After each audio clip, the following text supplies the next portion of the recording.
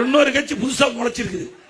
ஏப்பா தம்பிகளே, உங்களை எல்லாம் படிக்க வச்சது நாங்க, ஆல் பாஸ் போட்டது நானு, ஆல் பாஸ் போட்டது நானு. ஒரு வருஷம் வீணா போயிட்டு மன குழப்பத்தில் இருந்தீங்க. ஆன்லைன்ல வகுப்பு பட்டு, அதாவது பள்ளியில் படிக்கிற மாணவருக்கு ஆல் பாஸ், கல்லூரியில் படிக்கிற மாணவர்களுக்கு ஒரு வருடம் வீணா போய்விட்டு மன உளைச்சல் இருந்த மாணவர் மன உளைச்சல் மீட்டு ஆன்லைன்ல வகுப்பு, ஆன்லைன்ல தேர்வு பிரமாதமா படிச்சீங்க. எல்லாருக்கும் பட்டம் கொடுத்த அரசாங்கம் அதிமுக. எங்களை மறக்கலாமா? உங்களுக்கு எவ்வளவு வசதி செஞ்சாங்க தலைவர்கள். காலுக்கு காலணி, சீருட விலையில புத்தகம் கொண்டு வரதுக்கு பைய, பள்ளிக்கு போறதுக்கு சைக்கிள், மென்மையான கல்வி கிடைக்க மடிக்கணி எல்லாம் கொடுத்த ஒரே அரசாங்கம் அதிமுக. இப்படி எல்லாமே வாங்கி அனுபவிச்சுட்டு பலனை கொண்டு போய் அங்க கொடுக்கலாமா? செடி வச்சு, மரம் வச்சு, தண்ணி ஊத்தி, பூ பூத்து, காய் காய்த்து, பழத்தை வேற ஒருத்தர் படிச்சா யார் விடுவா? நியாயமா?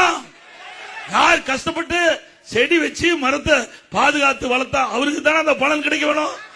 அதனால அருமை சகோதரன் இளைஞர்கள் சிந்திக்க வேண்டும். ஒரு ஆட்சினா சாதாரண விஷயம் இல்ல. ஒரு 8 கோடி மக்களுடைய வாழ்வாதார பிரச்சனை. ஏதோ பார்த்தோம், போய் பார்க்க வேண்டியதான். திரைப்படத்துக்கு போங்க, நல்லா பாருங்க, ரசிங்க, அதோட விட்டுறணும். நாம கனவு காங்குறோம், நல்லா தூங்கும் போது கனவு காங்குறோம், அற்புதமான கனவு வரும். கண்ணை முழிச்சா கனவு காணாத போயிடும். அப்படித்தான் திரை உலகம். சிந்திங்க. அதை நம்பி ஓட்டு போட்டா அந்த ஓட்டு தான் வீணா போகும். சிந்திங்க. என்ன செய்ய முடியும்? ஒரு ஆள் 50 பேர்த்த அடிக்க முடியும், இங்க வந்து அடிக்க முடியுமா? உங்க ஒரு ஆள் விட்டா ஒரே அடி துப்பாக்கியில சுடுவாரு, குட்டா பாயாது. ஆனா இவருக்கு சுடுறது குட்டெல்லாம் எல்லாத்துக்கும் பாய். அதையெல்லாம் நம்பாதீங்க அருமை சகோதரர்களே. நீங்க எல்லாம் படிச்சவங்க, அறிவு திறமை உள்ளவர்கள், இந்த நாட்டை ஆளக்கூடிய சிங்க குட்டிங்க. ஒவ்வொரு சிந்தனையும், ஒவ்வொரு இளைஞருடைய சிந்தனையும் நாட்டுடைய வளர்ச்சி பற்றி இருக்கணும். சாதாரணமா எடுத்துக்காதீங்க. உங்களுடைய எதிர்காலம், நாங்களாம் வாழ்ந்து முடிந்தவங்க, வாழ போறவங்க நீங்க. இளைஞர்கள் தான் நாட்டை காக்கக்கூடிய பாதுகாவலர். ஒவ்வொரு இளைஞனும் சிந்திக்க வேண்டிய நேரம். ஒவ்வொரு ஓட்டு முக்கியங்க, ஒவ்வொரு ஓட்டு முக்கியம். நீங்க போடுற ஓட்டு நாட்டுடைய வளர்ச்சியா இருக்கணும். தமிழகம் ஏற்றம் பெறதாக இருக்கணும். தமிழகம் வளம் செழிக்கின்ற, வளம் கொலிக்கின்ற நாடாக மாற வேண்டும். நல்லா சிந்திங்க. ஒரு பிரச்சனை வந்தது, ஒரே ஒரு பிரச்சனை வந்தது, 72 நாள் ஆள காணோம். ஒரு பிரச்சனைக்கு நான் கட்சியில் சேர்ந்து 7 முறை சிறை சென்றேன். போராட்டத்துக்கு போய் 7 முறை சிறை சென்றேன். சிந்திச்சு பாருங்க. இங்க 51 ஆண்டு காலம் அதிமுக இருந்து பணியாற்றிட்டு இருக்கிறோம். 10 தேர்தல் நான் சந்திச்சேன். சேவல் சின்னத்தில் போட்டிட்டு ஜெயிச்ச அன்னையிலிருந்து இன்ன வரைக்கும் அணி பெறலாம கட்சிக்காக உழைச்சிட்டு இருக்கிறோம். எவ்வளவு பிரச்சனை வந்தாலும் துணிச்சலோடு சந்தித்து மக்களை காப்பதுதான் ஒரு கட்சி தலைவருடைய கடமை. அப்படி ஏதாவது இருக்குதா? உண்மைதானே பேசுறோம். சிந்திக்க வேண்டும், ஒவ்வொருவரும் சிந்திக்க வேண்டும். இது வாக்கு என்பது சாதாரண விஷயம் அல்ல. ஒரு நாட்டினுடைய தலையெழுத்தை மாற்றக்கூடிய விஷயம்.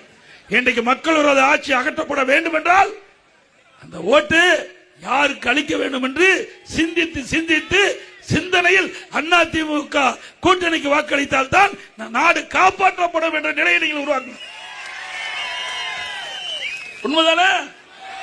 நம்முடைய தலைவர் பொன்மனச்செம்மல் புரட்சி தலைவர் எம்ஜிஆர் இன்னைக்கு கூட ஒரு பத்திரிக்கை நான் பேட்டி கொடுக்கும் போது கேட்டாரு, ஏங்க புரட்சி தலைவர் எம்ஜிஆர் நடிகர் தானே, இவரு நடிகர் தானே சார், அவரை இவரை ஒப்பிட்டு பேசாதீங்க. அவரு தெய்வம். எம்ஜிஆர் தன் நடிக்கின்ற பொழுதே தன்னுடைய பணத்தை மக்களுக்காக செலவழித்த தலைவர். உயிரோடு இருக்கும் போது மக்களுக்காக உழைத்தார். தன் இறந்த பிறகு தன் சொத்தை காது கேளாதோர் வாய் பேசார் கொடுத்த உத்தவன் நம்முடைய தலைவர். இருக்கின்ற போதும், உயிரோடு இருக்கின்ற போதும் மக்களுக்கு நன்மை செஞ்சார்.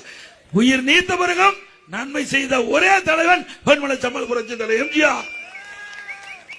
அப்படி அங்க இருக்கிறாங்க. நிறைய பேசலாம், வேண்டாம், புதுசா இருக்காரு, வரட்டு பார்க்கலாம்.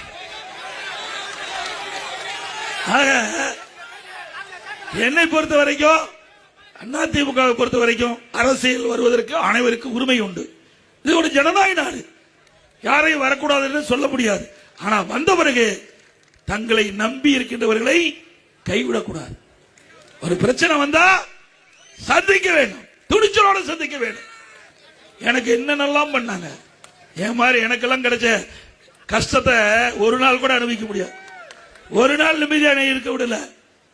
சட்டமன்றத்தில் முதலமைச்சர் பொறுப்பேற்றிலிருந்து அந்த என்னுடைய 4 ஆண்டு 2 மாத காலம் வரை கடுமையான பிரச்சனை உருவாக்கிட்டே இருந்தாங்க. முதல் வருஷம் கடுமையான வறட்சி, குடிப்பதற்கு கூட தண்ணி கிடையாது, சமாளிச்சு. பிறகு புயல் வெள்ளம் டெல்டா மாவட்டம் புரட்டி போயிட்டது, அதை சரி செஞ்சோம். பிறகு கொரோனா, நாட்டு மக்கள் வெளியிலே வர முடியல.